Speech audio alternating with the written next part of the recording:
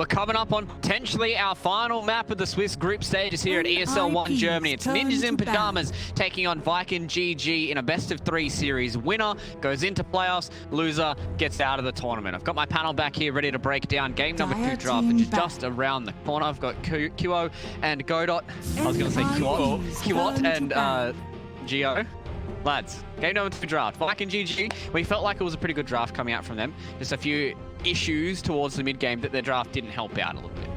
I mean, I didn't like the tiny pick. We all were both wanting to have Lina instead. And I think that would have solved a lot of their problems. That being said though, I kind of want them to open differently. I want to see Chans, I want to see ETs from Viking GG. They're very comfortable playing these lineups where they're really strong when it comes to group and hitting these timings. But when you play with SD, Jug, Mars, like, it just doesn't really seem like there's any strategy at all in their lineup. There's no purpose. They're just playing Dota. Yeah, the Shadow Demon Enchantress Juggernaut, especially with the 3 combo together. Alright, well lads, we'll draft on the screen, so you guys don't have to talk about ifs and buts because you guys have solid stuff to talk about ahead of you. Ninjas in Pyjamas, they got the priority here and they picked the second pick. And then obviously Viking GG chose Dire. So we've got a few more hero picks to go through here. Venge Drow is an opener from Viking GG. They really want to try and solidify that synergies and the timings that you're talking about, right, Darcy? Yeah, this is what they're good for. But there's one problem as well. Venge Drow is not really a combo they have actually played much of. They have used it in the past, but not so much as of late.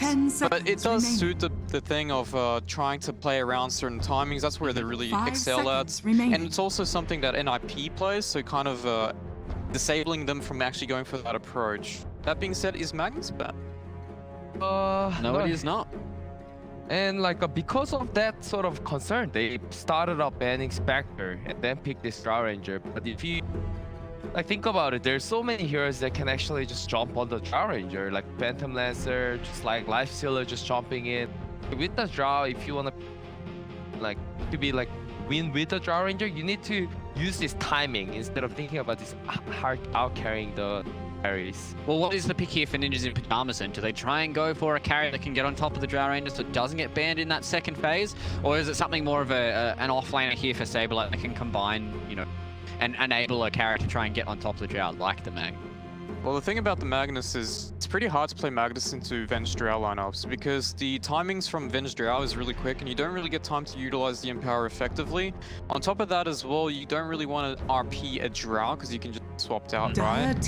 So it's pretty hard, but well, they went with the Bloodseeker approach instead. I like that. And I think we've seen this matchup once or twice. And what I remember was a Bloodseeker having a very good lane against the Drow Ranger, and so like I think I've mentioned this like 3 times already about this offensive trial lane with the Drow Ranger. 10 seconds remaining. And try to hold wave at the bottom side. I think that's the one way to secure Drow lane. Remaining. But if they do that normal 2-on-2, I'm probably gonna expect the same can happen against Bloodseeker. Well, Bloodseeker has really high armor as well, which is why it's so good against these physical right-click laners, such as the Venge Drow. And the Rupture also has a lot of good uses against Drow, because you can just Rupture him, even if you get swap, he's going to take that damage. You can also just use the Blood Rites to kind of negate the swap from happening, or just getting them both if they try to protect each other. So it's pretty commonly picked against Venge Drow, and that's why haven't been Venge Drow instantly. They normally open up one hero like ET, the Drow, or just a strong laner into the Drow, and if they ban out the Venge, sure, it's not really a big deal, but there's a lot of lineups such as Secret that actually been playing the Drow without the Venge. Yeah. Well, speaking on that kind of tone where the Bloodseeker is kind of one of those stronger laners and QO like seeing the offensive tri lanes, does that mean Vikings going to start moving towards heroes that will play in that tri lane and then give themselves a good, you know, 1v1 matchup so Toby can play up against this Bloodseeker? Well, you can't, in a draft like a period, you can't really expect them gonna be coming to our tri lane, so let's try to guess that and then pick like a right hero. I think what they will be doing is, we already have like a one answer for the Drow, like let's just assume like they I don't know how to explain this like properly, but so kind of assume that they're just going to go 2-1-2 the entire time and not expect the offensive trial lane? Yeah, because like if you think about it that way, it's a bit like hard to draft, and not many teams in E has done like offensive trial lane beside the Secret or Liquid. I mean, some. Yeah. I can get behind that. So a few more of these bans coming out here, lads. We've talked. I know a lot of people are getting kind of sick of this techies memes, but this is the team that has picked the techies. They are one map up here. We've seen it a few times from them. This is the second phase where they can pick it up. Ben's Drow, pretty good here.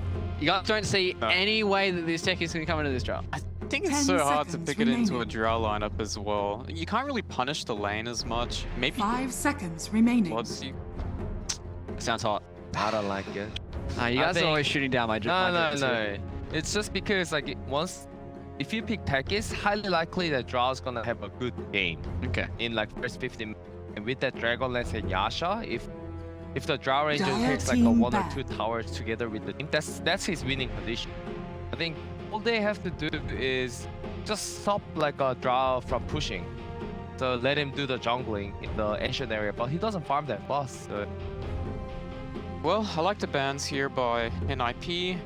They just don't want to 10 really get seconds remaining. snowballed out of control by just losing lanes, and then they're going to play around the Drow 5 timings seconds with Viking remaining. GG. And Toby is one of those players that has a pretty big NIP's hero turn pool. to He plays ban. micro-intensive heroes, he plays those Aurabot heroes, he plays pretty much all the nuisance left open. So it's one of those players you really have to watch out for. But for Viking GG, you already have the idea of how you're going to play the game. All your other picks are going to 10 depend on the seconds matchups remaining. as well as just adapting according to what you see. 5 And seconds they can go for the remaining. approach of just playing around team fight with Drow staying at the back, then just playing backup. But it's going to be different for NIP. They need a carry that kind of needs to get on top of her to be kind of stopping the timings, and a lot of them are already banned. We already suspect they're being banned. Sven is another one. CK is another one, which would be pretty damn good because of the illusion. Can't really deal with it, and he can get on top, and it comes really quick online as well. And does the that mean- Naga as well, which is surprising to see actually banned here, because it's a hero we haven't seen at all, I NIP's think, in turn this to tournament. Exactly, yeah. We have not seen Naga being picked just yet. But does that mean Ninjas in Pyjamas going to lean towards something like a Phantom Lancer? The only thing that really comes to mind, right, QO? Yeah, but like Phantom Lancer has been a really bad hero. I think that hero needs too much time. Like once, even if it's 9, like their carries also farm 10 and seconds remaining. make him half HP. Doppel walk. 5 Yeah. seconds remaining. No, I think like NIP has to Dire just team pick. even like Tospa looks good. Tiny's Drow Ranger. Actually, another hero that we have seen in the past, I'm not sure when it has happened, but Anti-Mage used to be the pick that people have been doing against Drow, even though he needs time to get to 10 those seconds later remaining. stages, like 2-3 items to deal with Drow. But when he does, it's pretty much 5 game over. seconds remaining. And the way in IP, they emphasize a lot on laning, so if they get strong lanes, perhaps they can still draft into that anti-mage approach. To be honest, it's the only hero I see left that can actually play for the later stages of the game against the this Drow. Phoenix pickup. Pretty big here from Viking GG. It's made it this far into the draft, lads. Usually we see it first phase banned or picked from a lot of these teams, and now it's got to a point where it's, you know, it feels like these first 3 heroes, they're not egg hitters. It's no good way for them to 10 kill it, right? Does that seconds mean Ninjas in Pyjamas have to try and find a hero that can deal with the egg as well as dealing with the... 5 seconds remaining. Dire I mean, it's team always good pick. to have like a Phantom answer for the assassin. Phoenix, but EA. I just don't like Phoenix when there's no frontliner. And like with the Viking at the moment, Venge, Drow, they're all like a backline. They probably need to add up some bars. Mars is 10 banned. seconds From like remaining. a frontline. What are we thinking there for the offlaning? Is it just going to be like a Toby's ladder? 5 seconds remaining. Is that a good enough lane against the PA, QO? You're a bit iffy. Yeah, I'll say anything is okay against PA, but not with the... Okay, so you think that lane's just far too strong here for NIP? Or like from NIPs, what they can do is just go offensive trial and put plus equipment. Yeah, okay. Like the reason why I'm not a big fan of PA is just like this hero is heavily lane dependent, and if you go jungle without like level or gold, you're just gonna farm so slow. Okay. So you're really feeling like they need to make sure that Charlie has a good PA game here, otherwise he's going to be a little bit behind, but... Trying to think what Viking GG are going to go for here. It could be a slaughter game. I mean, they're not really so scared about team fight right now because NIP is all this target kind of damage, and you have to deal with the egg, but then you also have the Gus to worry about. Wow, they picked the Storm already. Well, NIP does have the last pick in the draft, so regardless of where they pick Boom's hero, it's going to get counted. So they probably just want to pick a hero that's going to be good for the game. And I do remember Storm being banned in the later phase, I think, in the ban in 10 the last game. seconds So remaining. they want to just pick that up before it gets banned out. 5 seconds On top of that, remaining. there is some synergies here. They can play and protect the Storms pretty easily here. I just don't see the Slaughter being as good now, and it's possibly going to get banned anyways. I just want to see like some sort of team fights hero that can play the lane, turn to like a ban. Tidehunter, for example. Pretty good against the PA, right? In the laning phase, you can protect the egg, and you have superior team fights. So when you start grouping up around the drought timings, there's just nothing you can do. And if they split, you have the Storm as well. It's a split push from Pyjamas. Although they don't really have the 10 best split seconds anyways. remaining. There's no real Dire tower team here, back. hitter here from NIP, so it's slow to do so. So I'm sure NIP just going to ban out some more offlane heroes. It's guaranteed that Toby's hero will be left. He has played the Vengeful Spirit before. So Yeah. you could pick that up in the offlane if they want to go for like another 5, another 4 for Viking, but and it gets banned out here from 10 Viking, just seconds making sure remaining. that lane is a little bit better for the Storm Spirit. I'd imagine Quap is an 5 seconds remaining. NIP emphasize on laning so much, which I'm worried because even if turn to there's a ban. good lane here, I don't think it's going to be great for the game. Yeah, it was completely different last game. I think Boom was the one who focused lane. NIP had to start with like a bad start, but like if you, as long as you have a okay 10 team seconds composition, remaining. you have it. And right now, in my perspective, 5 NIP's seconds draft remaining. is a little. It's pretty even, but Dire I team think NIP got like a advantage here. okay, they're going to get the axe ban here. Pyjamas. So, I mean, Slaughter's the only thing that's really left, right? Tidehunter. Oh, actually, it's banned. Never Everything mind. is banned for Oh, PA. I didn't realize. The Oh, that's pretty bad then.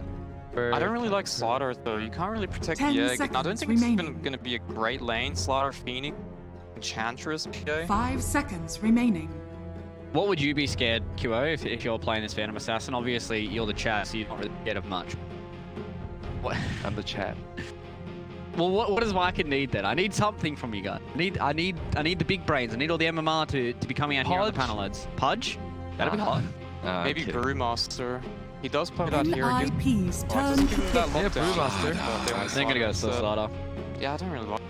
It's one of their staple picks, so I guess it's more comfort over lane dominance here. So, on the other side of the coin, the Pyjamas don't have much time left either. What are we expecting here, lads? Standard King of 10 Pain. seconds I agree. remaining. Hawk. Queen. Yep, King of Choose Pain. your hero. Feels like a lot of these mid-player drafts in the last pick are either Storm, Quap, or Lina. So, I mean, with the other ones already picked and banned, it was pretty straightforward there for the Queen of Pain. But lads, what are we thinking about these drafts? Game number 2. Who are we sitting with? Who are we thinking? What are we expecting to happen? I think NIP looks strong because their lanes are too strong. You can't really execute your Viking GG unless they have winning lane. Right now, I don't really. So I just feel like they're gonna get run down by NIP. It's not like they're gonna fall off like after the laning phase. So you think this PA's got a good enough mid to late game where Charlie can carry the Phantom Assassin? And I think Era was like showing that really strong.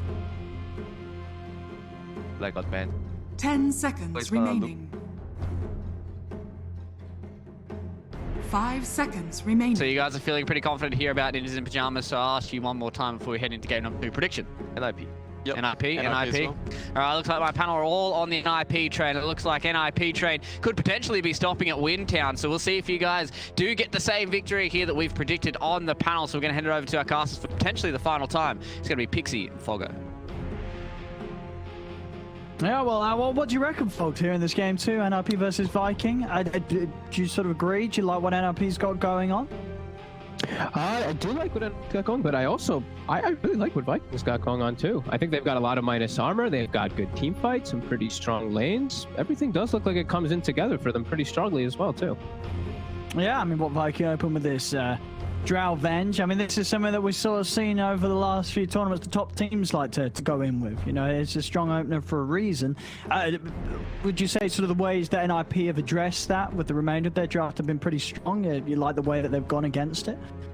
Yeah, I think PA is always going to be one of those heroes that's good versus Drow. Just get right on top of her. You already have the blur innately built in, so you can, walk in and get that. You don't really care too much about pretty much about Drow throughout the majority of the game because you have you have that evasion always. So yeah, I mean, it does look like they tick those boxes, but I do like the way that Viking finished up their draft. This Storm and this Slardar, super comfortable heroes. I know both these players love to play it, and Yeah. I think it fits really nicely with their draft too.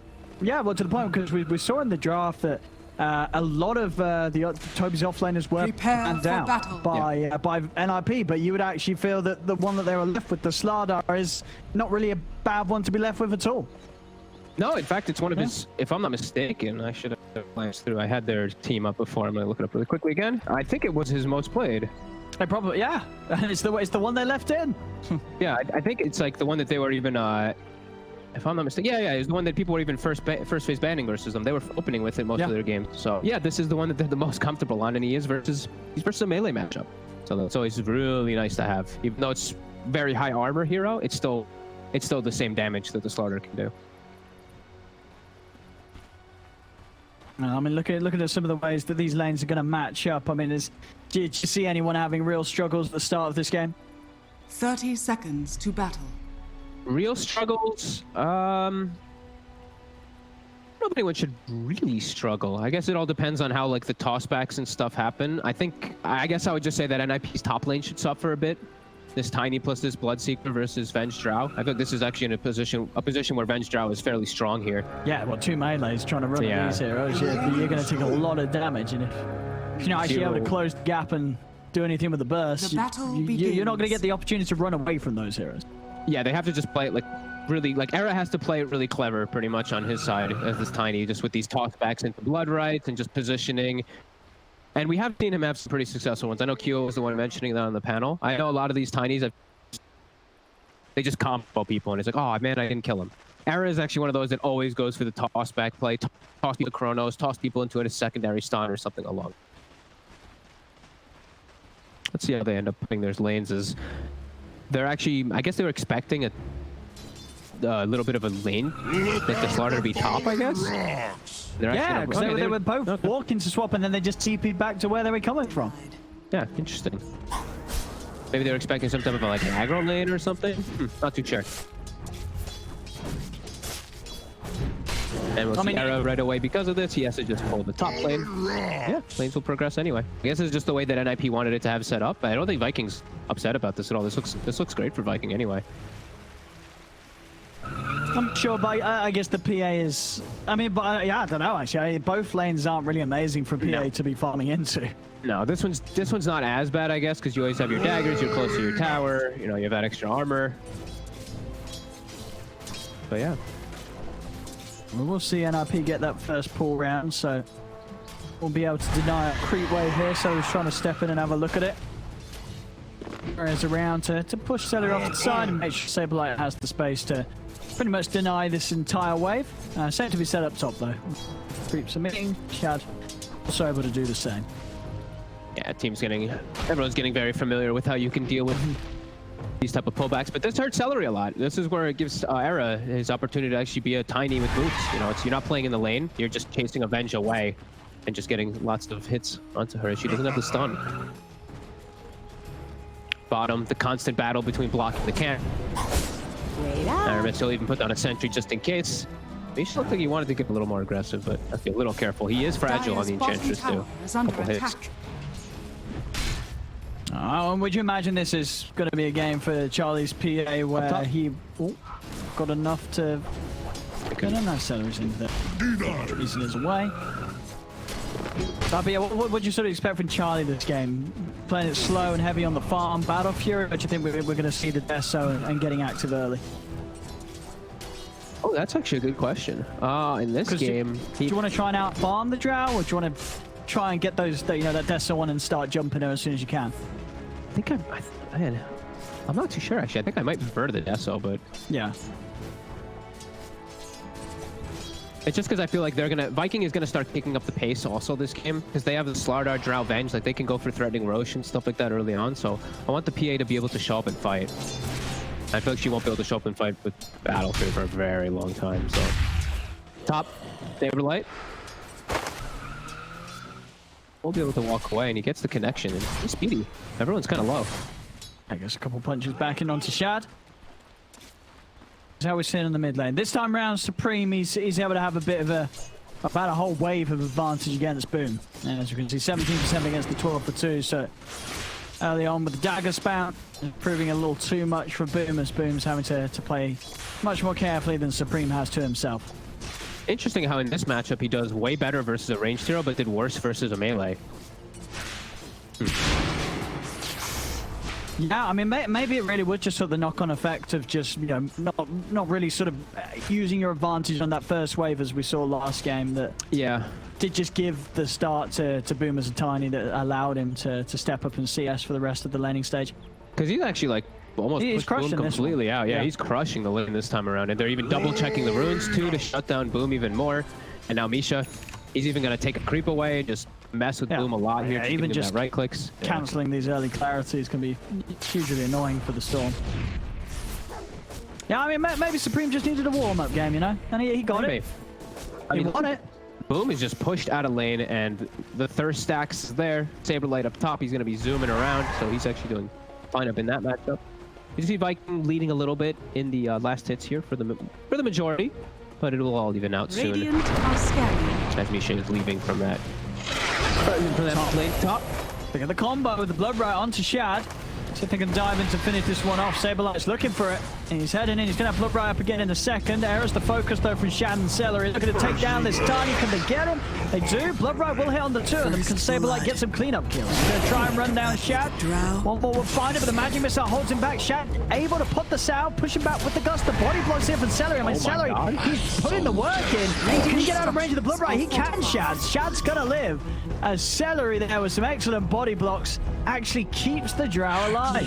I thought for sure Shad was going to go down there for that exchange too. Nicely done. And in mid, this time Supreme, he jumps forward, survives even, 3 HP. All right. I mean, we'll see what he plans to do with this. If he hasn't got any regen. Deadlight top again, getting gone on. Living away with one hit again. He's going to TP in their faces. And their tower is getting beaten on by the catapult this entire time here too. Yeah, I mean, we're going to see it sort of both these lanes. Shad, his farm's been fine, but still time now where he's having to take the wall back to base. And yeah, this mid lane, the difference is only going to get greater and greater between the two of them. As Boom, he's got a whole lot of catching up to do. We're at the point where Supreme's about to hit the 7, and Boom, he's only just entered into level 5 territory. The XP difference is really starting to add up between these two mids. Yeah, that's huge. Supreme can get the side lane so easy. Everyone is actually fairly susceptible. Yeah, Slardar is your frontliner, but Slardar he gets owned by the dagger pretty hard in the front, and then everybody else is just extremely squishy. And Supreme has a lot of different ways to get on top of them. Queen of Pain could really snowball and set the pace, set that tempo for an IP. Shad top, Bloodright will connect. They get the toss back. They've done it, Saberlight. Trying to chase down Shad. Celery's attention's drawn over towards Era, but Era's out into the trees, put the south. Mid lane, Tower taking a bit of a beating hit. Got the fortification. Boom still hanging around, still not quite got that level 6 on Boom. And the Mud Golems. Look at this control lift from Misha with the body blocks and the Mud Golems. Boom's in trouble. They're trying to get him out with TP backup coming in, but Boom goes down. They get the kill. Celery's got to be a little careful too. Supreme doesn't mind getting low here as he's still got a regen rune to play with in his bowl. As this Storm is getting it's completely crushed. Only level 5.5 at 7 minutes in, whereas Supreme, he's about to hit level 8. He's also 10 seconds off the Sonic Wave. When Storm's back in the game, Supreme's going to have Sonic Wave good to go. Boom cannot show himself mid. No, Boom has to just jungle. I think a lot of the heroes of Viking might actually be pushed into the jungling in this next quick succession here. Because of how farm Supreme is. Yeah, level 8 is about to hit, so Max Scream. That high burst damage. And Misha, he's just playing around mid area. Like, they know they can just punish anyone in here. They can kill him. He might just die. Oh, he's definitely dead. He is definitely. The question is if they need to use a Sonic Wave. Yeah, he's not going to need to. He's not going to need to. The kills there. TPs are cancelled. I mean, yeah, I guess Supreme was really sort of saving it for the laning phase of game 2. You know, that game 1 laning phase, the court was very underwhelming, but here in the second game, Supreme is just, he's destroying it. 2-0-1, it's 8 minutes in, and a tier 1 tower taken as well. That he couldn't be doing it any better this game.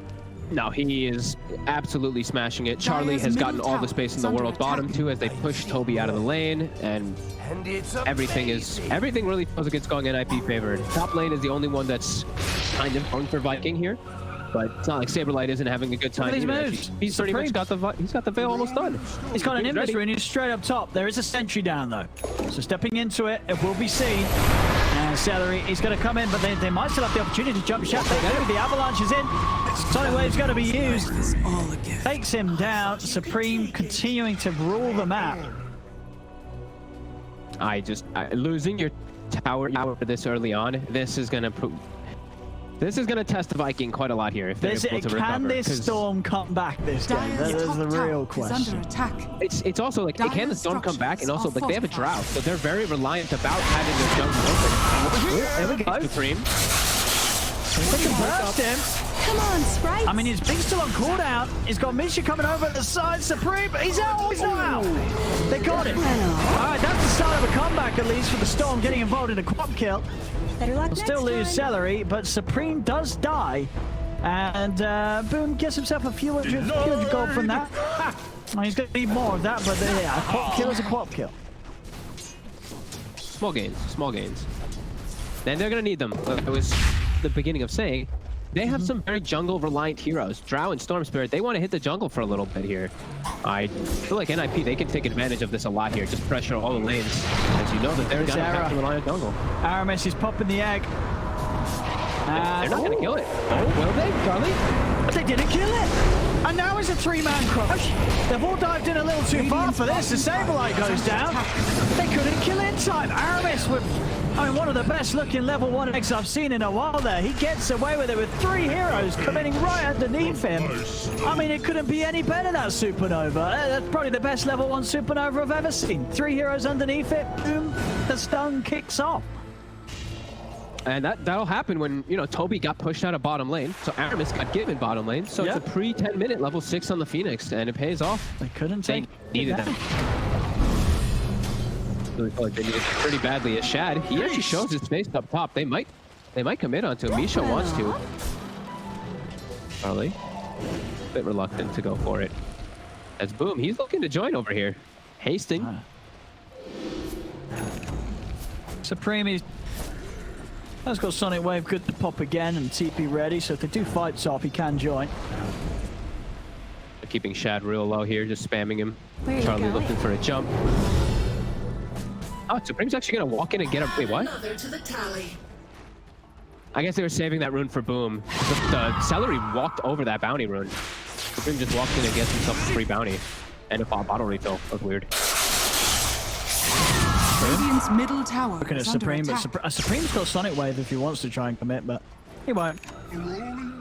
Let him be. They're all getting pushed out of their jungle here. Shad's not getting the opportunity to hit creeps as he wants to. And they're going to lose their top tower too. So their safe lane tower and their mid tower taken out at the 11-minute mark. Uh-oh, Viking. They're going to have some big plays in the mid game here with this Slardar and this Phoenix to kind of bring things back together. Because the Drow and the Storm Spirit are going to have a tough recovery. Yeah, they need to catch up, and as you say, they're not relying on plays to do that. They want to hit creeps. Yeah. So here we go. Shad, he's under this ward. Error. Avalanche, and the Rupture's down on his Shad. They'll step in. Error is trying to get in for the toss. Can he get there? Celery's going to be there with the swap back. Saberlight still charging and looking for Shad. The Sonic Wave clips him. Supreme able to find the ult to finish him off. Celery's clean up his. Can they get Supreme? They can, Boom. That's one. Radiant's tried for Misha. Can he get himself another hit? Boom, he can. Okay. 2 kills for Boom on the cleanup. I mean, he's making that recovery, Boom. He really is. These sort of kills, they're really closing the gap between him and Supreme. Somewhat. Still quite a bit behind. Still like 1,600 gold, but small game. More, you know, I thought it was going to be a whole lot rougher. The fact that he's got 3 kills when he had the start that he had. Now the comeback it's been done. Radiant's bottom tower is under attack. Definitely just anything you can get here on the side of Vikings. You know you're going to be under the gun. Definitely still need to look to fight his 4. I think the Slardar, Venge, Phoenix, and Storm have to look to fight his 4 as Chad just takes his space. Oh, he has Dragonlance. When he has Dragonlance, I think he can look to get involved because he has Venge with him, so he can always sit so far in the back. But NIP, I feel like they should just keep charging forward here. They have a huge window to take advantage. And they're going to see the Venge and Drow here. Getting a beautiful wraparound here. Era jump for Supreme. Accelerate, stabilize, set up Eric to get the catch onto Shout. Just want to dive for tower. I mean, they're just happy getting kills like this, securing space for Charlie. Radiant's bottom tower has fallen. And Charlie just getting all the space in the world right now. There's top half, no way that Viking can cross anywhere towards him. He is going to go for the Battle Fury build this game, though. Yeah, he is, yeah. I thought he was going to go for the faster paced one, but I guess he wants to be a little greedy. Yeah, but yes, it's intriguing that we are sort of seeing more PAs try to go for Battle Fury again. Ooh. It's top. Ooh. Aramis. He's going to be okay. The Fairy Fire actually just saves him. He was dead without that Fairy Fire. Lives. Right. Didn't even need to pop the egg. Nice. What are we waiting for on NIP? There no blink yet on the Tiny, trying to farm that one up. Charlie trying to finish his, and yeah, it looks like they're a little bit more just chilled back and farming at the moment. Yeah, I mean, Supreme's very close to the Orchid, so yeah, wants to get that done before he shows, and ideally hit that level 12 before he's popping the Sonic Wave once more. Toby's got a blink. Pretty decent time for the slaughter here, 14 minutes. They can definitely look to, like you said, play us 3 or 4. And top, maybe they can find Sableye here. There's a conviction. Magic Missile down, and with the Sunray damage and Boom's presence, they can. It's another kill from Boom, continuing to make that comeback. 5 kills on a Storm that got destroyed in lane. Boom's doing it. He's saving for the last hit on all these kills. He's like, I need all the gold in this game possible. I need my Yules to deal with these silences that are going to be coming out. NIP. Under vision here. Toby's going to get a jump in onto Era. Supreme trying to push him away. Sonic Wave down onto the 4 of them, but can he actually finish off any of the kills? He can't. It's just going to be a bit of a temporary pushback with the Sonic Wave. Just gives Supreme the space to grab those 2 bounty runes. See that blink of Toby really paying off there, at least getting them that 1 kill already on Era. And Era, he also will get his blink after he dies this time around. Viking securing themselves their triangle for Shad to farm a little safer. Still see NIP coming out a bit more ahead of this, and always have to be thankful, especially if you're Charlie when you are at this pace. This is pre-Battle Fury that he's able to farm at this rate. Let's see what Viking does. They have a lot of options on Viking still too. They have a lot of minus armor like we're mentioning, so damage won't be an issue for them for the majority of the game. No, these 3 heroes can kill alone, really. Scanning. Trying to be they can kill anybody. They get a good jump. And they're ready. Yeah, they're prepared for this. They're all grouped up here around the river. Era's got the blink. They're playing around the ruin. They've also got the silence. Straight away. Goodbye, Aramis. Get the jump on Supreme, though. Supreme! He's going to get blown up. Oh, I don't mind losing the Phoenix until there. That's Boom, yet again. But at least kill involved to be found. Yeah, corrosive haze is always going to give them that damage element. You know, it always will feel like they will have damage coming in. Whoa, what did I miss? Especially whenever Shad does look to get involved. He's getting the space to be able to farm as this Drow, but definitely have to not feel as good about the space as Charlie. Like we said, he's gotten away with getting the Battle Fury, so he's going to just farm at a much faster pace than the Drow.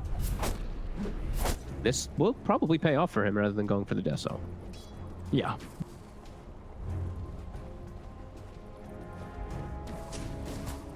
I mean, it does mean, yeah, because the thing is, when you look at NIP's heroes, they're having something like this Tiny with the blink, like they're getting kills anyway, right? They don't really need the PA with the Deso at this point of the game to kill heroes.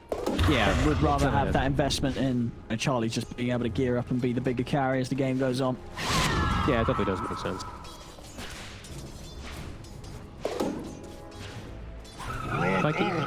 Like we said, a little bit more content with playing the farm, as still a little bit tough for them to kind of recover versus NIP. Starting to look to finish up at least 1 item for Boom, so he feels a little safer. Aramis is trying to find his level 12 as well as his Yule Scepter, so just trying to find their protection versus the Orchid. To NIP combined with the smoke. Viking looking kind of prepared. I mean, they're all together. They're all grouped. Here. They are strong. If Shad is here too, they're extremely strong still. They're going to smoke themselves. See who's able to catch who by surprise. See if Toby can get the initiation he wants. They're pinging out the PA right now. Toby's going to run into Misha. He's going to get ruptured. They want to continue to try and push for this Viking. Under attack.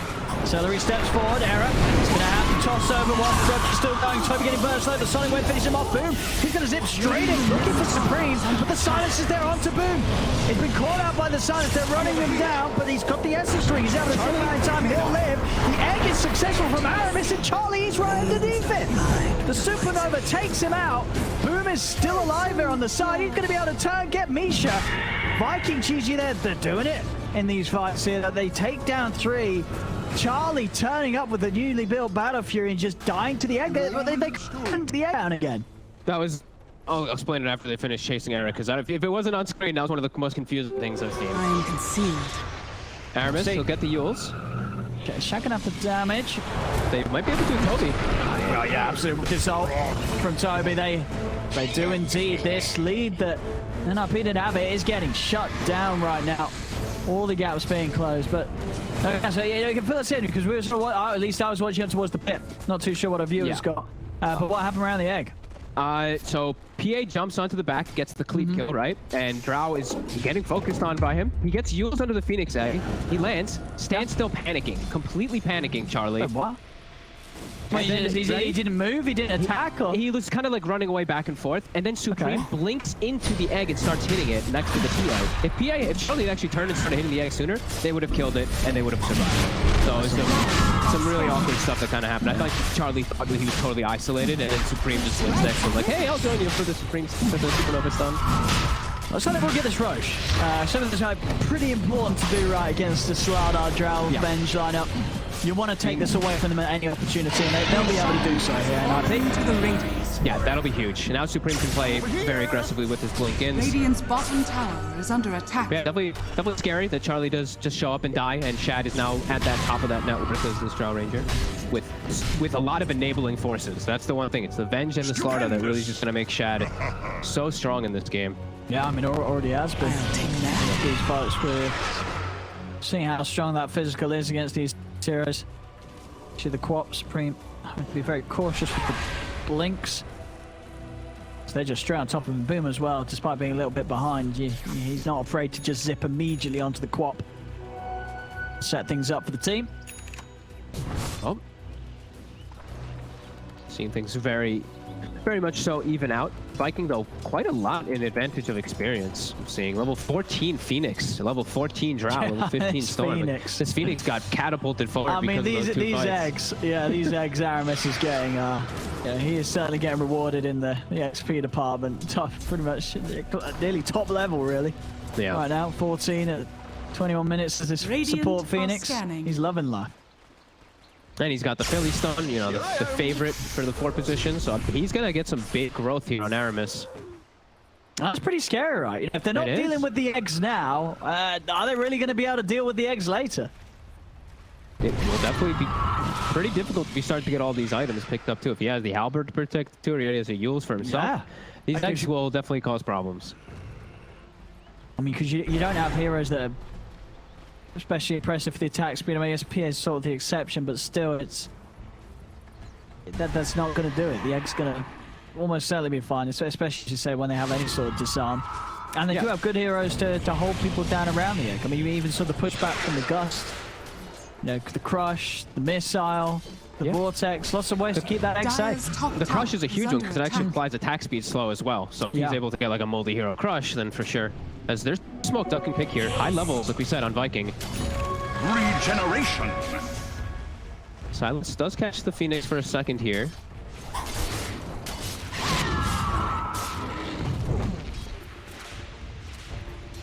He's still claiming this high ground. They're jumping in. They found Supreme for a moment. That's the Aegis. They do it a second time. They've got a swap. So if they can do anything with Avalanche from the high ground does come into play. Supreme is able to turn the silence onto Celery. Sonic Wave pushes back on the 4 of them. Celery, he'll tick down to the poison. He's dead.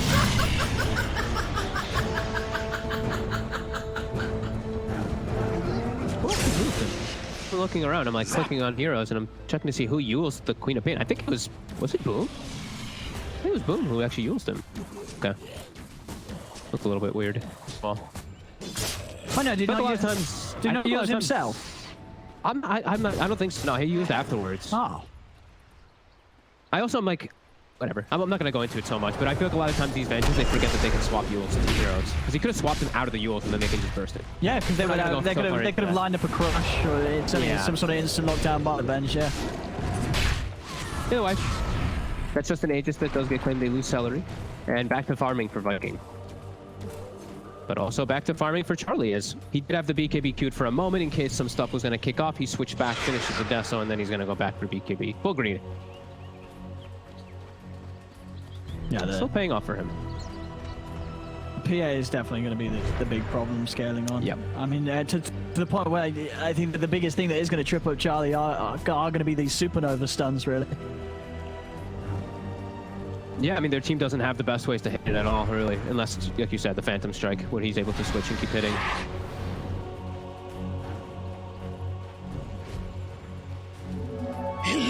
And they all have to itemize for armor. It's always a big concern too on NIP. It's like you have to pick up your plate mails, you have to pick up your Lotus Orbs, etc. to deal with this Venge minus armor and this Slaughter minus armor.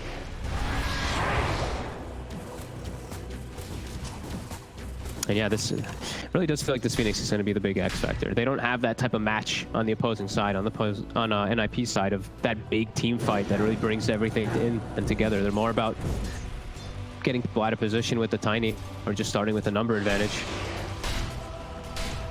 Charlie's blurring top, but these two, they can't take down Aramis. No way. Toby and Celery on the move inside NIP's jungle. They can kill anybody they see. With a bash prepped, with a stun, anyone will easily die. Close, yeah, 12 to Radiant's 14, just 1k gold is in under it. attack. Gotcha. Closer game at this point than we start seeing game one. NIP tailing ahead with their Spectre pick this time round. Both teams with scaling potential. Shad's game still Radiant very strong scanning. despite being against a PA and a Battle Fury. He's still holding that lead in farm. I feel like the fights are going to get hard in IP. This Phoenix is going to really break everything, and it's just the overwhelming damage that the Drow is going to start outputting. I think is really going to make the difference. On the side, the pen, they're going to look to try and go save life, but he did get the block right off in time. Now with the swap, saving Boom. They'll turn over towards the quad, but a quick Yule's up and Supreme's okay. What they came for though, Viking quickly in, taking down Saberlight, and they don't lose anything themselves. It's so easy for them to just go in and get these type of kills. I feel like it's just way harder for NIP now to do so. NIP, I feel like they have to full commit when they go for these kills. I feel like Viking, they don't have to commit almost anything. They just pop a corrosive and some right clicks, and they should be able to take out most of these targets. And if they can start getting some map control for themselves, that Roche is going to start getting on the menu. And NIP, at the rate that Viking will kill it, might not be able to contest a lot of the times. These fights is very hard for Charlie to do much in. Yeah. Especially before he has the BKB. And Charlie? Toby actually off the mark there with his ult. Ooh. What the heck is going on? Little bit of a pause. What's happening here anyway? I mean, I imagine this is... Looked like he disconnected because he started attacking the creep next to him and stuff in the middle of the Well, he also ulted the creep.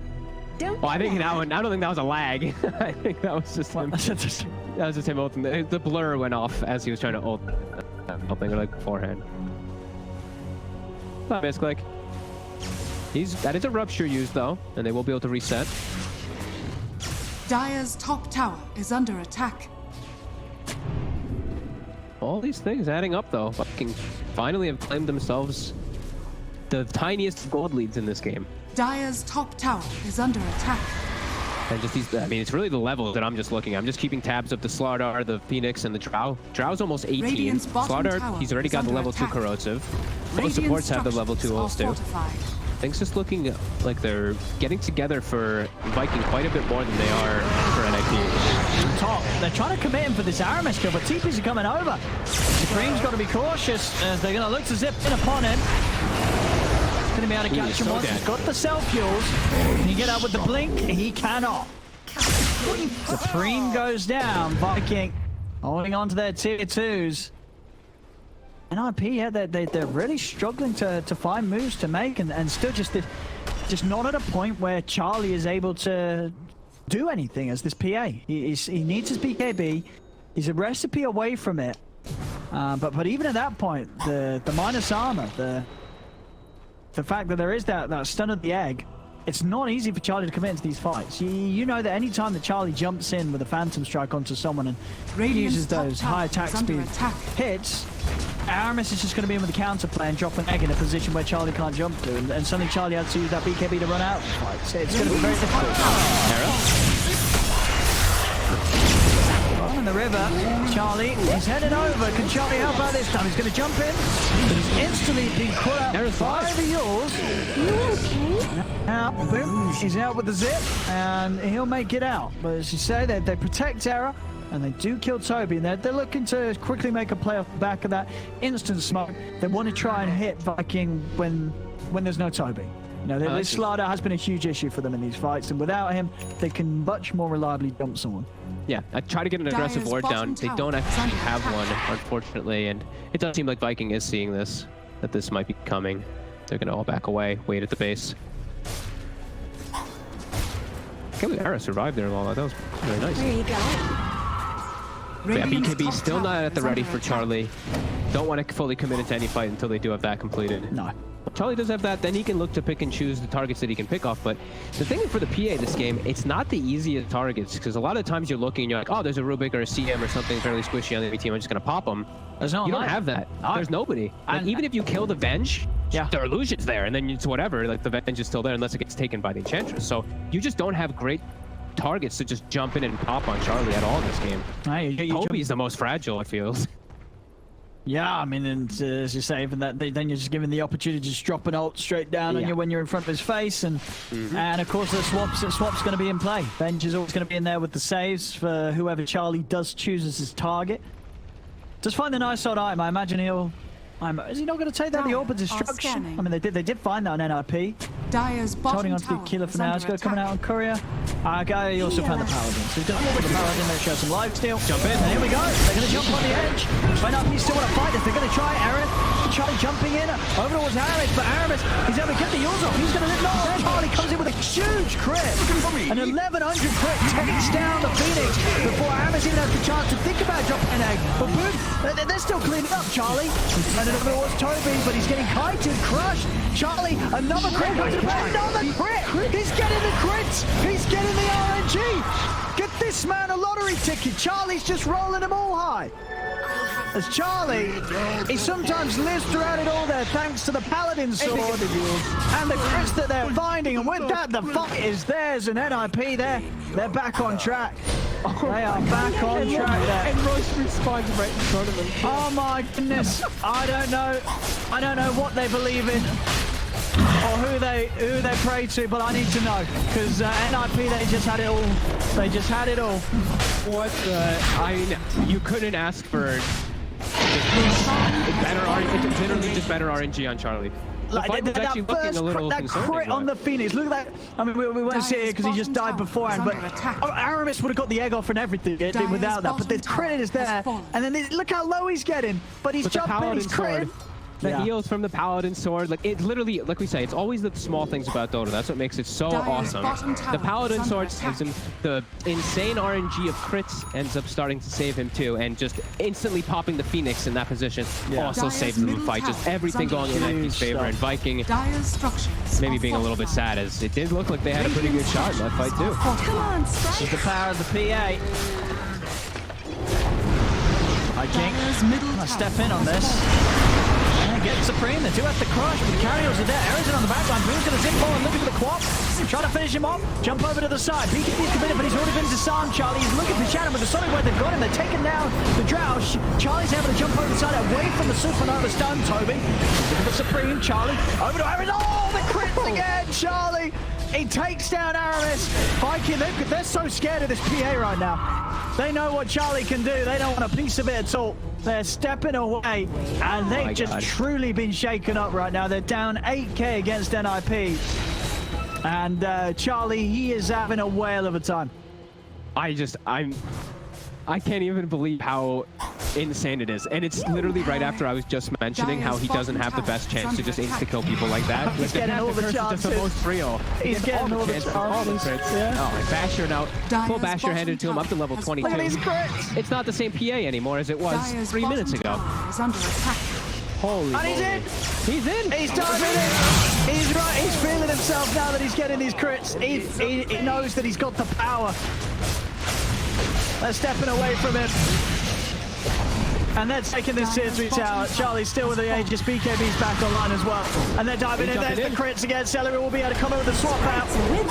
Charlie crushed. Celery, he's dying though. In he goes. Off the Shad. He's got to run. He's trying to get back to base. Broom's got to be careful too. They'll turn on to Charlie. Charlie back over to Toby. The flash is there. Toby's down. Buybacks are coming out right now from Viking GG. They're looking for Charlie. Charlie's out with the blink. He's still alive. They'll get him the once. Can they do it a second time here? They're only going to try their best. They do get the grab. Charlie's in trouble, and Charlie goes down. Viking pushing NIP back.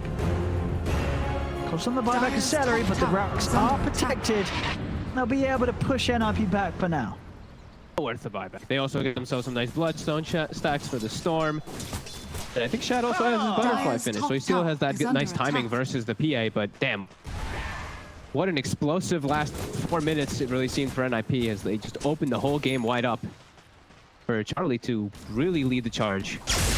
And yeah, like you said, Viking, it seems like they're giving a lot more respect now to that PA after those last few moments, just being a lot more careful. But DD Rune, now let's see what they can capitalize on this next moment. It's 50 seconds still without that PA. Back the other way. Butterfly Drow pushing in. Radiant's middle tower is under attack.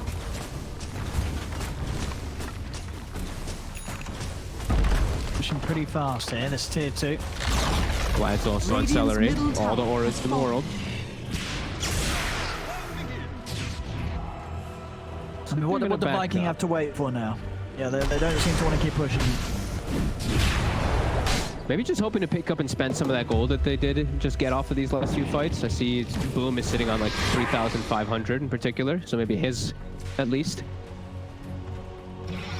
But they are still giving respect to that PA heavily. I thought they might actually look to make a play before she does respond, but they're being very careful.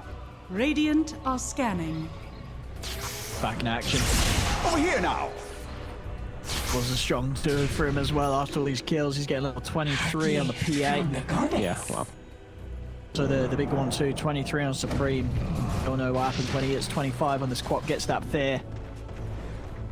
The best talent in the game. It really does still feel like it.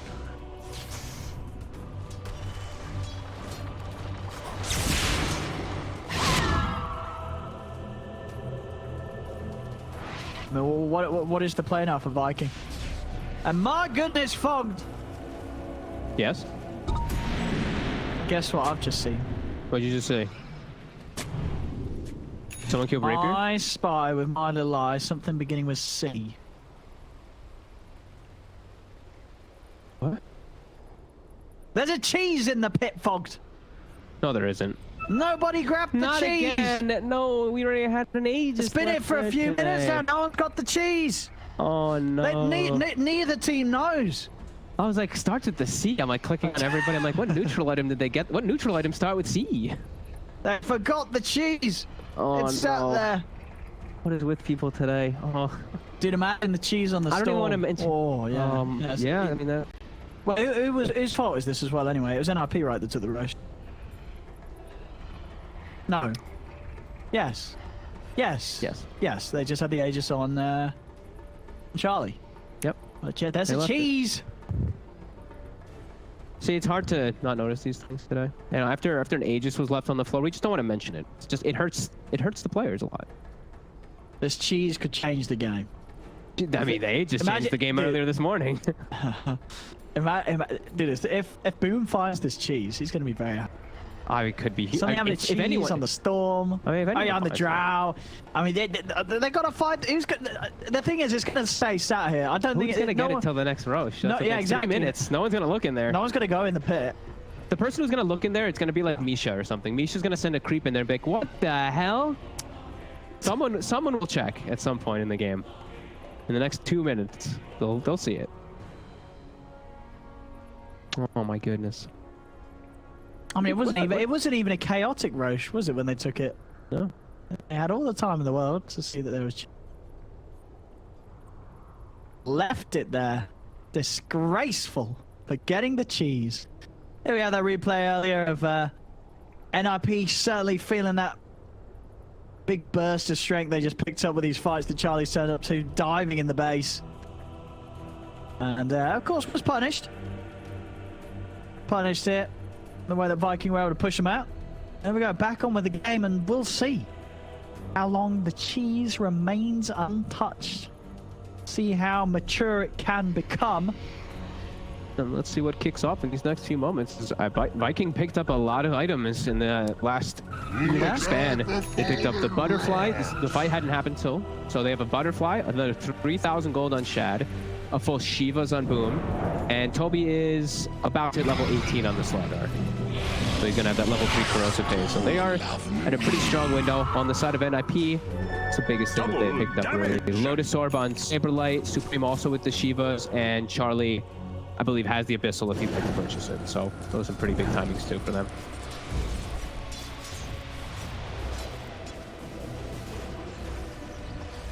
Down one of them. I think they'll try and hold on for this tier 2. I mean, they might try and smoke and catch them on sort of off the back of getting it. Have they got a smoke? They do. Misha's got a smoke. Are they waiting on anything here? Has fallen. 5 gold for Charlie's Abyssal if he wants to commit for it. He commits for it. So I guess that's what they were waiting for themselves. That's going to give them a lot easier control and lockdown to stick on targets on the Storm, on the Drow. Because Charlie has had a little bit of tough times just sticking on these targets. There we go. Error's found it. So NIP will be able to claim it. And it's a bit of a relief for them as it was their Roche. It was their cheese to take. The instant chat whales. They all wipe their brows really quickly.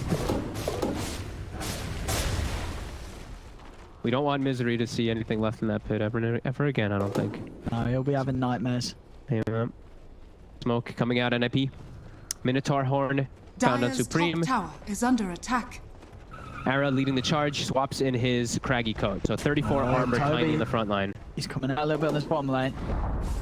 He gets to level 18. He wanted to get the XP. So level 18, he's got the bash primed as well too. Three of the bashes ready.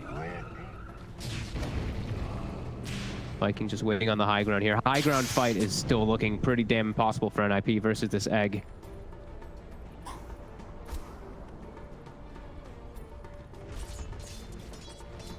Both teams looking to fight on their own accord, on their own side. Looking at the 38-minute rune. Who's going to go for it? Saberlight's going to show that they're in the area, even though they already kind of knew anyway.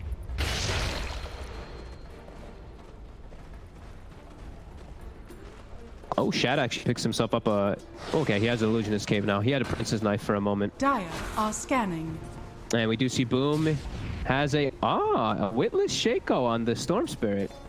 It's always a good one to get. That's a nice one. Nice little 3,500 HP now with 43 armor. Yeah, you've still got enough mana to roll with. Yeah. Definitely. NIP, they inch over here and claim themselves another high ground for a second. Celery. Misha and Arrow stepping in on Celery. I'll take down the vent straight away. Boom's going to zip in and immediately zip back out. But the bash is there. Charlie's on top of him. Have they got enough lockdown? They don't. Boom's able to get out to the side. Charlie's going to turn his attention over towards Toby. Here comes the egg. And with the disarm, Charlie's in trouble. They can't do anything about this. They've got to get out of it. Boom's chasing over towards Arrow. Yule's up as well. Toby in position. Arrow trying to get away, but the damage is done. Arrow's left behind. As you say, it's just very hard for NIP to find these fights each and every time. The egg's going to be there, and as soon as that egg's out, NIP's got to start running away. And they got baited. Shad used an Illusionist Cape, sent it in. They blew everything on the Illusionist Cape. Rupture, Sonic Wave, absolutely every single spell was committed onto that illusion. And Charlie's isolated. He jumped in onto the high ground. He was alone on the Phoenix, and he does not have either. No, he went all in on that Abyssal. Doesn't have buyback. Have repair kit. Radiant structures are fortified. Radiant's middle tower is under attack. They're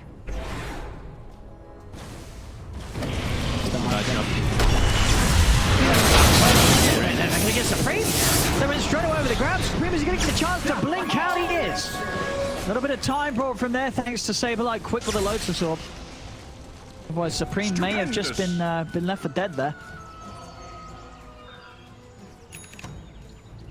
They're pushing back.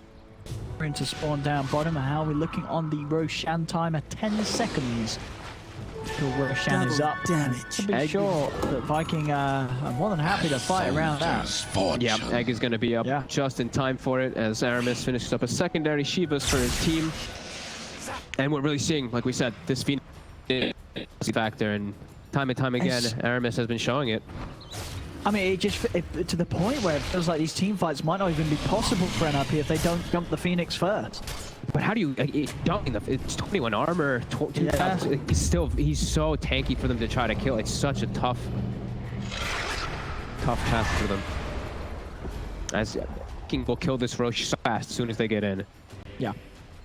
Level 20 also finished on Slardar, so minus 24 armor, not just the minus 20. Throw Conversion.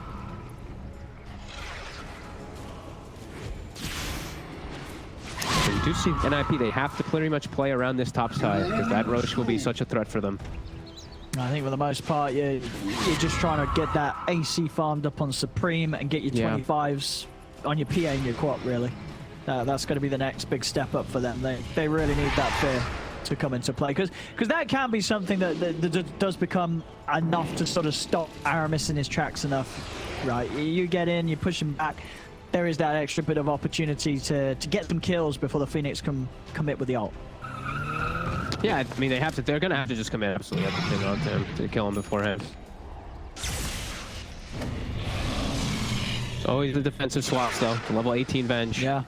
So it's very unlikely they ever kill Aramis before he gets the ult off. And yeah, these fights are definitely going to look pretty Viking favored if it does pop, as 42 minutes hits. Illusion spawns bottom, but NIP, they have to stay around their triangle. They can't leave the Roche's perimeter, because Viking will kill it in a matter of seconds. As Viking, they're going to be the ones to smoke. Get themselves that illusion rune for Shad. Top of his illusion escape. Those illusions actually punch pretty hard as they see something here. Charlie, the blur. Dire are scanning. Center and Toby still The trying to get in illusions. on this. That illusion scouting. He's looking for a swap. He's trying to find it.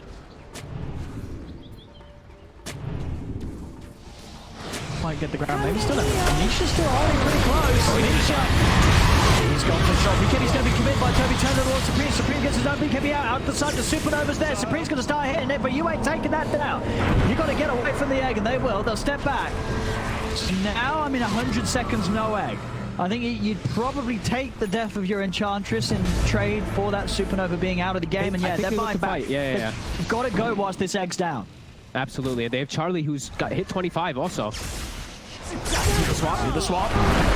Amisha, as soon as he bites back, he's going to get killed off over to the side. The ult setup's there onto Supreme. Got the Minotaur Horn able to jump out to the side. And looking for the backline. Charlie, he's in onto Shad. Doesn't he have enough damage? He's trying his best to kill off the Drow, but Shad forced the side. But again, Pipe punch the Manta. Toby, it's over to Charlie. There's his arms there. Charlie, he dropped with the Sonic Wave. Pushes them back. Takes them, the two of them. There'll be buybacks from both of them, as well as from Charlie on the side of NIP. Supreme, out with the blink. Him and Saberlight able to step out to the side. Celery is stuck on the cliff for now. Until TP over towards the outpost to make sure he can rejoin the team around the pit. Viking, they're straight towards it. They know that NIP is going to need some time to refuel, get their health and mana up. There's going to be opportunity for them to take this Roche at such a pace that NIP cannot get it in time. Aegis, Cheese, it's all theirs, and the Aghanims. Boom's going to pick it up. He's got it on the Storm now, ready to go. Oh, baby. Now they have a Storm with Ags, with the Phoenix. Like, they were already not killing the Egg, and now there's no way in hell they're ever going to get it. He also has a Hex finished up. Fights are seeming pretty impossible. Charlie even gets a full opening, like 7 hits on Shad. But we see how tanky he is. They have to blow everything to kill him, and then just the buybacks come into play. And now there's a silver edge on Shad, and the fact that he bought back meant that he could be a bit more carefree with just spending the gold. It doesn't matter, his buybacks on cooldown, so he can finish that silver edge. And of course, they give him the Aegis. Now, much less of a risk for him, and the entirety, so much risk for Charlie after buying back on that last fight. He dies, the game's over. And we see how easily he can die. As you know, it's not a satanic or anything like that for your PA. It's just the straight damage of just killing somebody during the 5-second BKB. And, ooh, Aramis. They're gonna get him. BKB and TP out. Charlie's out immediately. You know, so you cannot take any chances, and that's as good of a disengage as you get there from NIP. You just you have to get yourself out of the PN. Charlie does. He lives another day. He's back to base. And now they are in a position where Viking, of course, they currently have, I believe, what, 3 buybacks on cooldown. So a fair few kills now that if they get, you know, NIP's going to be into quite a long position for like over a minute where they can play with, I mean, 4 heroes in the map. Yeah, I think the Viking now, you have to just play together. Don't have anybody split up anywhere at all. Just the 5 of you should go down a lane here with your double catapult wave and look to push. If you start splitting up too much, that's where you might lose those heroes and start playing at a disadvantage here. They've got everything they need right now. Aegis is in cheese, level 30, or level 25, sorry, finished up on the Drow. CDR is at the ready. It's time to look to get a side advantage on the side of Viking. Trying to step up Where are the you base here, going? Viking.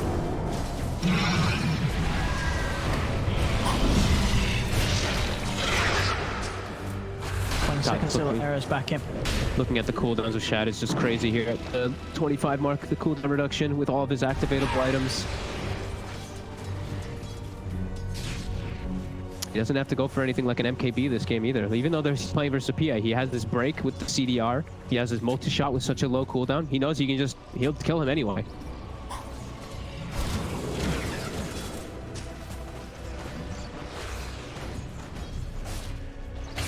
Supreme is sitting on 5,500 gold as well. Hasn't quite spent it just yet.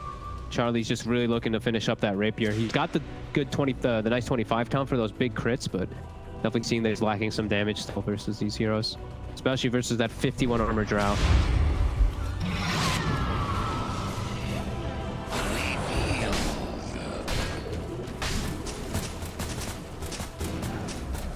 Viking, how pressed are Viking to make a jump, or can they sort of just hold NIP here? I mean, essentially the full 5 minutes until Viking actually have their buybacks available if it goes wrong.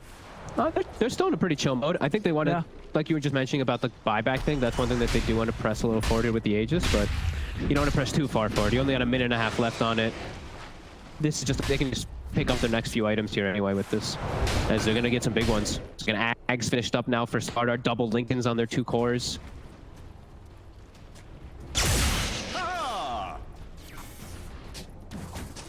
Fully restricts NIP into the base too. Okay, that's a Ninja Gear smoke. Alright, Saberlight.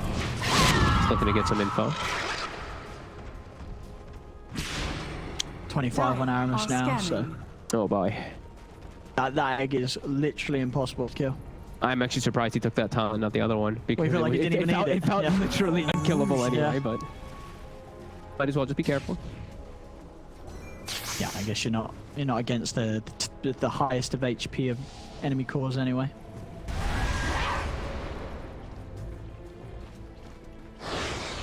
Continuing to grow this lead. Do they have these items delivered yet here? Still not quite. Both Lincolns, if they would like to buy them, they can. They have the gold for them. Trying to catch if anyone does need to go outside. Boom. This is very awkward. I don't think NRP can go into this. No. Not into that area. They cannot run into jungle like this. I mean, especially when they're so close to Charlie actually having this rapier. He does need that. Without the rapier, the damage is just not there for heroes like the Dragons. And he's getting that. Rapier is about 1,400 gold away. Man, he's gonna look so fragile. He better do a lot in that 5 seconds of his BKB when he has rapier, because he doesn't have Satanic or anything for the reset. Once he's in, he's in. There ain't no resetting. You gotta just kill everybody. And I see Viking, they have so many different forms of resetting. Aegis does get reclaimed, but now full Lincolns if Shad would like to complete it, with the CDR talent too on top. So lots more ways to protect him versus those Abyssals, versus those far jumps from the PA. It's NIP. So close this rapier. He's got it. If he just... Oh, he's actually... Is he gonna sell the cheese? No. He won't sell the cheese. He won't. I'm joking. I mean, I would. Never sell the cheese. Well, why not? It's 500 gold. Thank you very much. Ever. If I'm not hungry, I'm taking that money. Never sell the cheese. It's still 500 gold, right, nowadays? It's I don't know because You don't I've never sell the sold it. cheese. I don't sell the cheese, but I'm 99% I'm pretty sure it gives 500. me 500 gold when I sell it. I mean, the great thing is, you know, if you always sell been it, it's very hard for your team to tell it's sold cheese. You know, you can just be like, oh, whoops, look at that, I used it last fight, what a shame. He told it. No, I'm kidding. He gave it to Saberlight. He's got the There we go, rapier. Rapier PA in action. Cheese on Chad, so he's gonna be able to get the cheese off in between hits. Unless it's a rapier crit into a back-to-back crit, I think he'll get the cheese off in between. I mean, 2 rapier crits, does that kill anyone? Stage? I think 2 rapier how big crits is a crit? Versus the Drow would be the most reduced. I think the Drow might even survive. 550% of... I'm not doing math right now. that's They're smoke. They're looking for a fight. 639. I mean, it's a 3k crit. It's a 3k crit. It's big. Drow will that's- take 3 crits, I'm pretty sure, at least. No, she dies in 2. She has Oh, she has 7. Oh, 74%. okay, she died. Yeah, you're right. She might even need 4, actually. Yeah, Maybe, you're right. yeah, She might need 4. 3 or 4. 3 if it's a good crit, you know, 4 if it's a bit of a meh crit, you know, depending on the base roll of the attack. So, you know, 3 or 4 crits. And now, what are the chances of him getting those crits? 15%. So that's a very small chance. Getting 4 crits in a row, but it can happen. It can happen. It's not impossible. It's just very improbable. There's just, I mean, everyone just got a lot of armor. I mean, he'll kill Celery. He'll pop Celery. He won't pop anyone else. Shad still hasn't finished up that Lincoln's. He's about to have the gold. He'll be able to do so, and bam, he does. He passes off the cheese as he doesn't have a slot for it. Aramis.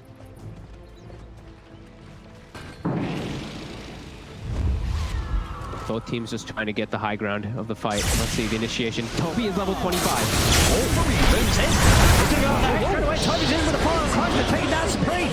Supreme is gone. Charlie off to the side. He's looking for his target. Charlie, what's he gonna jump for? Puts the BKB. He's gonna. Charlie, what's he going for? Oh, 1 crit. Celery, he got 1 shot, baby. 3,800 damage there, straight up, 100 to 0. Charlie takes out the bench.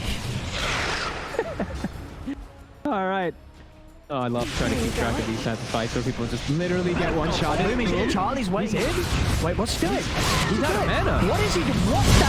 What the hell is he doing? What is he doing? Fog, what was it? What? What was that?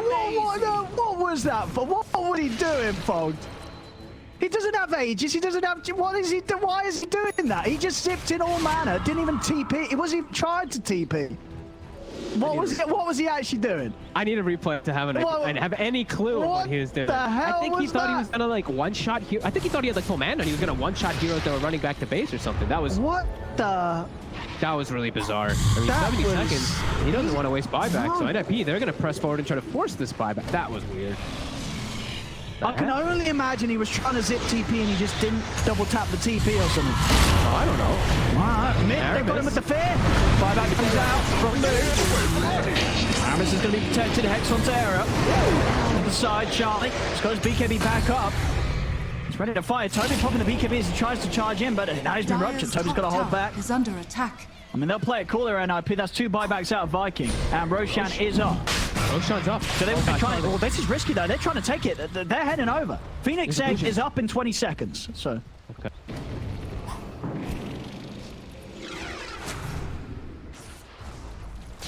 God, this fight. This is gonna be such chaos. That's NIP getting trying to crazy. get the positioning. BKB still on cooldown for Queen of Pain, but everything at the ready for Charlie. Radiant's bottom tower is under They're trying to attack. take his outpost back. I mean, they obviously see this. NRP could mess with this if they want to. They're actually going for Roche. Viking's going to try and take Roche underneath the nose. He's real fast. Charlie, he's in. They prefer Aramis. They've done so. Aramis is down. Swapting coming in time. That's the Phoenix out for 2 minutes. Aegis will be picked up by Shad. Over to the side, push the back. Charlie, is he able to get back? And he is. Jump straight over Toby. Toby is down. Buyback straight away from the Slaughter. Shad is in the pit. He's feared as well. He's struggling to get out of this. He's trying to run, but Charlie's in on top of the bench. Charlie getting low. Charlie getting pulled back by the Vortex. Charlie, he's going to die. He's hexed. He's dead. Rapier has hit the ground. Buyback coming into play for Charlie. Misha's recovered the rapier, but the Yules is there. He's going to dispel the Ghost Scepter. Misha's going to get taken out. The rapier, it's still on the floor. Boom, he's in. Picked it up. Boom's going to take it back. The Fear, Supreme, Charlie. Chad, he's running it. NIP is. Supreme's hunting. Got another Silver Edge in a second, the cooldown reduction. Shad's away. So they got the rapier, but now they're in a position where they are down 2 heroes. Whilst NIP's got everybody up. Yeah. Trying to wrap my head around who got what. Okay. Ags on Drow. Refresher Ags on the start Drow. 2. Phoenix didn't get Egg off. Phoenix died. So has Jen. Or Jen is on floor. Aegis and Cheese have been popped, so they had a cheese that Aramis has. That's actually one of the earlier cheeses. The recent Aegis and Cheese were both burnt through in that Roshan fight. Okay, absolute chaos. I mean, overall, Viking GG are 22k ahead. I mean, obviously, a lot of that with the rapier coming into that. And gifted Aghanims. And the gifted Aghanim. I mean, that's pretty much. That's pretty much the difference. Yeah, I mean, the rapier is 12.4k swing, and then the Ags is. Does the Ags count as 4.2k swing, or does it consider gold you have to spend for the synth recipe? I think it considers the synth. So you see a massive swing. So then that's like an 18k swing. So 18 of that 21k is it's the rapier and the Ags. But it's huge because now Phoenix is back up, Venge is back up, and Charlie, he does not do damage anymore. He needs the rapier in order to do that damage. He's got to get a new one. Dire's middle tower is under and attack. see what they can do to take advantage of that. As now they have the refresher shard on the Phoenix too. So in that last one, he didn't have the Aeon disc ready. And now he can actually pop the refresher shard if he's getting gone on again, and he can pop it just for the Aeon disc to protect himself. Or just a double egg. Finds the opportunity. Very close game, and we're getting close to this amazing time that everybody loves in about 3 minutes. Gear 5 items on the horizon. And what's the dream here? I guess it's Shad getting a ballista. Yeah. Is that, and then you're never pushing into that's it, right? How do you ever push into a Drow with ballista? I mean, she doesn't even have to be in the fight. She can multi-shot from literally at the other side of the map. It's insane the range that it adds onto it. Let's see if we make it to that point. Just 3 minutes. Would you rather ballista or Apex if you're a Drow? Ballista, dude. It doubles. Multi-shot gets double the bonus. Yeah, I know. It's it's insane. Then you push everyone back, but we'll see if we get to that point. 2.5 minutes. We're all hopeful for it. Don't know if NIP is. It doesn't feel like theirs would be nearly as strong. Charlie needs that rapier, that second rapier. He's nearly got the money for it. Radiant scanning. If Charlie can get a Deso, the Stygian Desolator at 60 minutes, that would be pretty nice for him. But Viking, they're looking to punch here. Actually, isn't Stygian Desolator a bit underwhelming? How much is the armor reduction? It's not 15. I think it is. Okay. That's acceptable. Acceptable. I think he's like 150 damage too, right? No, it's not 150. I think it's like. Check this out, can't I? 75. Wait, it's only 10 armor. Wait, this item sucks. Yeah, you're right. I told you it sucked. What did I tell you? I told you it's rubbish. I thought it was 15 and 150 buff. Double it. It's pretty bad, isn't it? I think I remember it's legitimately like one of the worst ones. Yeah, I actually thought it was way stronger. I don't think I've ever seen anyone get it either. I always see them get the Apex and the other stuff. But we will see soon. NIP pushing out here. Both teams are very hesitant to look for this. Yeah. Toby, he's a little bit more ready to look for the fight. Got How close? Charlie's got the rapier money. He's got to get over the shop. Get to that. Get to Viking GG's secret shop right now. His courier's there. No, his courier's on his shop. He's getting it. He's got the relic. It's coming. Okay, they got it. As long as everyone gets back to base, NIP is going to be fine to try and put a hold together here. All right, so backup rapier has been completed. 1 minute. Come on, Viking. 1 minute for you to get all those items, and then just trap them in their base. Don't let them hit neutrals.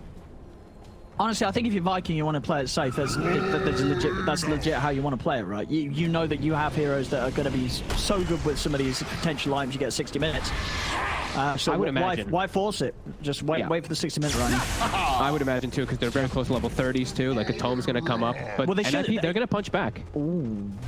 They know the Vikings trying to do this. Hold on to the jungle. Was the rupture? That's Toby. Getting credit down low, but the Vortex is close up everyone into the fourth! Into the fourth, they're over the cross. Charlie, he just gets shredded! But the damage with his Drow, Charlie is dead! That's another Rapier hitting the deck. Who got it? Did anybody recover the Rapier? They didn't. It is gone. Charlie is dead for 2 minutes. It's trying to run, but Boom is chasing him down. Misha, the Ghost Scepter to protect it, but they've lost their 2 cores for 2 minutes. This is it. Radiant's bottom Viking, they can tower clean is this under one up. attack. We are going to Radiant get denied the structures pleasure are of seeing the 60-minute items, unfortunately, but this, I mean, it should be game over. There's 3 heroes dead for 100 Radiant's middle seconds. tower is under I don't really know how you don't win it here, so I'm sure Viking will. Rapier. They're picking the new Rapier that's on the ground over there, but they don't need it. Radiant's They can just middle look at tier tower 4s. has fallen. Yeah, they've got it. Radiant's middle barracks are under attack. I saw PA run in, probably gets one attack off, gets Silver Edge hit by the Drow and dies instantly. Well, Supreme's got a buyback, but I don't think it will matter. It will not matter. GG's cool. Ladies and gentlemen, game 2 going to Viking DQ. We go to game 3, ladies and gentlemen. This best of 3. And, wow, what a game 2. It really had it all.